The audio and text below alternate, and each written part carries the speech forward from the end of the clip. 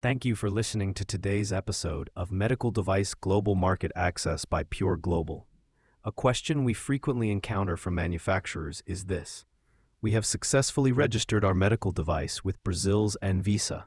So how can we leverage that approval to get an FDA 510(k) clearance in the United States? It's a logical question, especially as regulatory bodies worldwide talk more about harmonization and reliance. However, the answer is not as straightforward as one might hope. First, we must clarify a critical point about the direction of these reliance pathways. As of June 3, 2024, Brazil's ANVISA implemented a new regulation, Normative Instruction 290/2024. This created a formal reliance pathway, allowing ANVISA to leverage approvals from specific other authorities, including the US FDA, to expedite the review of Class 3 and 4 devices in Brazil. This is fantastic news for manufacturers entering Brazil with an existing 510(k) or PMA. However, this is currently a one-way street. The FDA does not have a reciprocal, formal reliance program to accept ANVISA registrations as a basis for an expedited review. Your ANVISA approval does not grant you a shortcut to a 510(k). So, does that mean your work in Brazil was wasted? Absolutely not. While the registration certificate itself won't open a special pathway, the comprehensive technical documentation you compiled for ANVISA is an incredibly valuable asset for your FDA submission. You are not starting from scratch. Your ANVISA dossier likely contains detailed design files, risk analysis reports aligned with ISO 14701, and extensive performance and biocompatibility testing data.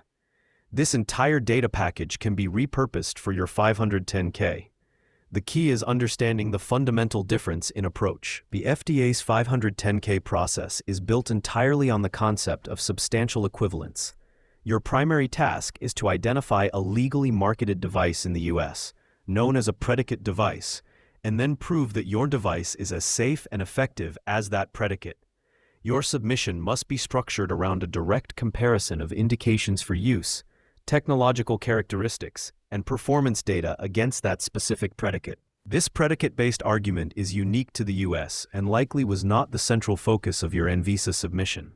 Similarly, while you obtained Brazilian Good Manufacturing Practice or BGMP certification for ANVISA, the FDA will require compliance with its own Quality System Regulation or QSR.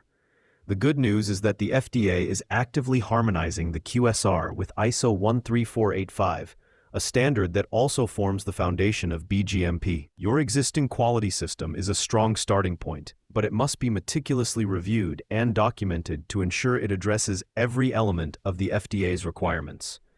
In conclusion, think of your ANVISA registration not as a pass, but as a massive head start.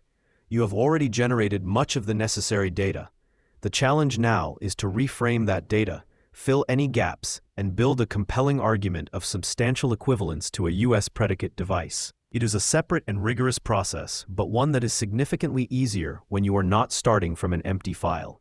If you need help navigating the specifics of an FDA 510(k) submission or leveraging your existing registrations for global market access, please check out Pure Global. Thank you for listening, and we will see you next time.